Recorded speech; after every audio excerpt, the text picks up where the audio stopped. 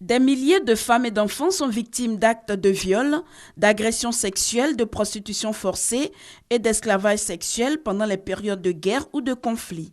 Cette pratique sexuelle est utilisée systématiquement pour atteindre des objectifs militaires ou politiques. Le viol a pour effet de détruire la cellule familiale et le tissu social à long terme, de propager des maladies telles que le VIH-Sida et de provoquer le rejet des victimes par leur famille afin d'empêcher toute stabilité sociétale de se former.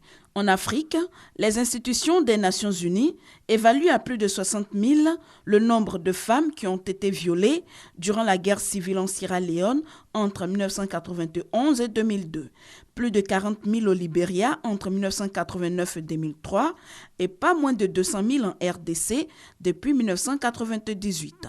Durant les 3 mois du génocide rwandais en 1994, 100 000 à 250 000 femmes ont également été violées.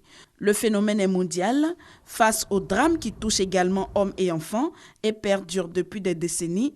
Les organisations internationales ont tiré la sonnette d'alarme. La prise en compte du viol comme arme de guerre a été finalement adoptée en 2015 à l'ONU.